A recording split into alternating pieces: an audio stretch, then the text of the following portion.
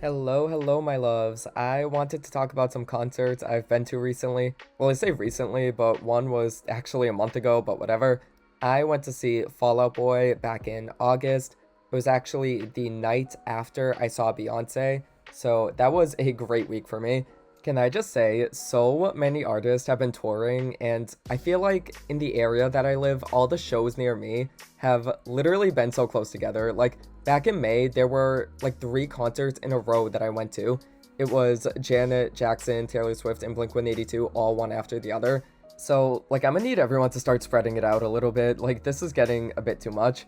But, anyways, this was my second time seeing Fall Out Boy. My brother took me to see Blink 182 many years ago, back when they, like, reunited for the first time, and Fall Out Boy opened for them. So, I had no idea what was going on. Like, I was a child, I was just happy to be there. So, I didn't really know, like, what was happening. I didn't know the band, I didn't know what the music was. I was just along for the ride. So, this time I actually could appreciate the music, and I definitely did. I actually went with my brother this time too. He is a Fall Out Boy stan, so this is a full circle moment, I guess. I thought they put on a really great show. They obviously did the hits, but there were a lot, and I mean a lot of songs I was just not expecting. They did XO, they did Gymnastics, which I always say that song like how it's spelled out. I never actually say the like acronym. But they did a lot of Take This to Your Grave, like a lot of it actually. It was its own section. They had the blue lighting to look like the album cover and everything. I loved that so much. That might have actually been my favorite part. I love Take This to Your Grave. It's probably my, I don't know, second or third favorite album by them. I don't know. I haven't like spent enough time thinking about that. I'm not like the Fall Out Boy stan. Like I really like Fall Out Boy, but I wouldn't say I stan them as hard as my brother, especially. Like he absolutely loves them.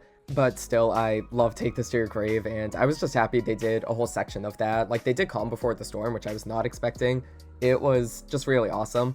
And they did like Dead on Arrival, Grand Theft Autumn. Like bitch, I was dancing in my seats. It was great. And then I think they just had like great energy. Like there was a lot of banter. They all looked like they were having a lot of fun. Pete did a magic trick moment where he like disappeared and then he was standing on top of one of the walls at the stadium, and I literally did not notice because it was like really close to us. It was the wall that was like basically next to us, and my brother like pointed out like he's right up there. I was like, what, how did he get there? Like I was actually really shook. I do not know how they did that. Like that was genuine magic. And I don't know, I just thought that all in all the energy was really good there, and the tour was great. They did a lot of So Much for Stardust, obviously, and I really like that album, so hearing those songs live was really cool. I especially love Fake Out. That song goes off live, and same with The Love from the Other Side. That song was like made to be live. Like it was the opener, and it is made to be an opener. Like that is a perfect song to open with. So yeah, it was a really hype show. I don't know if they're still touring. I thought that they did announce new dates. I saw that somewhere. I don't know. I'm not 100% sure, but if they are coming anywhere near you, I recommend it. Tickets weren't too expensive. We were pretty close, not like ground level, but fairly close. Like we could see everything very clearly. And I think it was like 200 or something. Like I'm saying that as if 200 isn't expensive. Like 200 back in the day, like in 2009, that would have gotten you like VIP tickets. And now it's just like you're lucky if you get nosebleeds for 200. So it is what it is. I mean, that's just how it is nowadays. Someone's got to fix that. Somebody has got to get these ticket prices down, but whatever. I still had a really great night. We all had a really fun time. So now, literally this Sunday, I went to see All Time Low on their Sound of Letting Go tour. And it was actually the first show of their tour because their show in Baltimore got moved or canceled or something. Something happened. So this was the first show, and they put on an amazing show. Like there was just so much energy. They came out and literally played like I think 7 songs like straight through. Like literally just came out and played 7 straight songs. I was in a whirlwind. I did not know what to do. It just gave me like so much life. Like I was like, give me a breath right now. I cannot deal with this. And they were doing a lot of like my faves too. Like they came out to Lost in Stereo, they went into Damned, and then they did 6 Feet Under the Stars, which is an all-time favorite of mine. Like, I did cry. I literally cried during that one. And then Poppin' Champagne, which was a really nice surprise. Like, I was half expecting that song, but I also wouldn't have been shocked if they didn't play it. So I was freaking out. I was screaming. I was losing my mind. I love that song.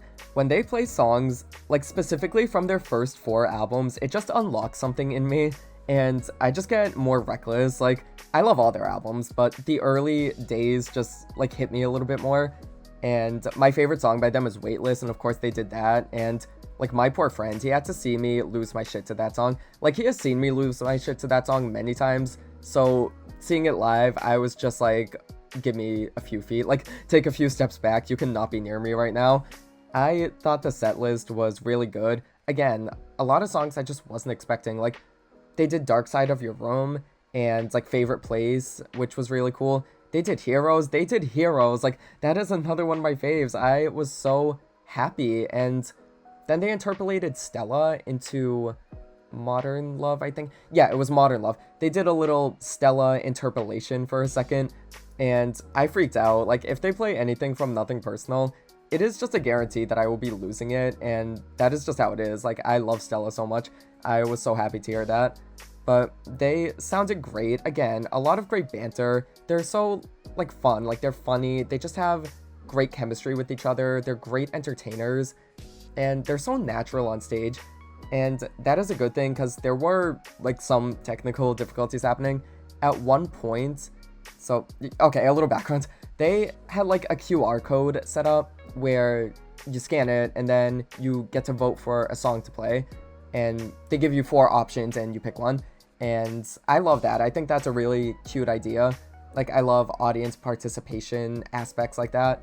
And I don't know if they're going to do different selections at each show, but I really love the concept. But anyways, so how it was supposed to go was that a screen was supposed to come up and it would show like how many votes each song got, and then they would obviously play the winner.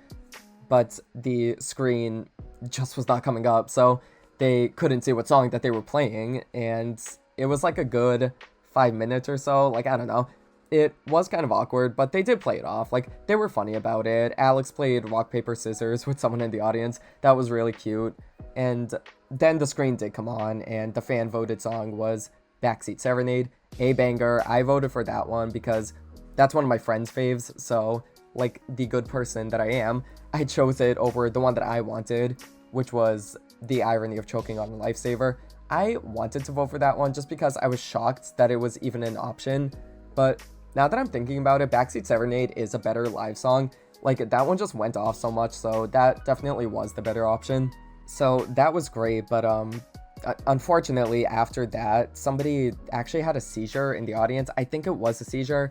I was reading about it on Reddit the next day, and Alex saw that the person was like not doing okay, so he asked if they were okay, and he told everyone to give them space, and basically they paused the show for like a few minutes, and I thought that was really, really sweet. Like, I feel like artists now are being more aware of what's happening in crowds and like looking out for people's safety, which is definitely like a good thing. I feel like concerts can kind of get a little reckless. I feel like especially now people are more like noticing that, just like how much can go wrong when you're in a crowd of people that are, you know, losing their minds. Like, essentially, like, a lot can go wrong. So I thought it was just really sweet of them to like stop the show, make sure they had space, and make sure that they got the proper treatment before going on with it. My heart goes out to whoever that was. I hope that they're doing okay now. I hope they got the proper treatment and everything.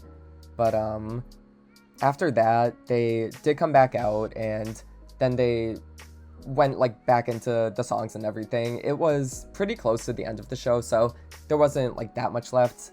They did a few more songs, obviously ended it on Dear Maria, and it went out with a bang. They put on such a great show. Like, despite the technical hiccups and the health scare, they still managed to keep the energy up, and like they talked a lot to the audience. Like, it was just a great time. Like, the set list was great. The songs from the new album were really fun live, especially The Sound of Letting Go. That song was, again, made to be played live. That was so good. But all in all, if you're thinking about going and you love All Time Low, like, get some tickets. They were pretty cheap. I think that it was about like $50. We had like standing room floor seats. So that was pretty good. And I think it was definitely worth it. I had a blast.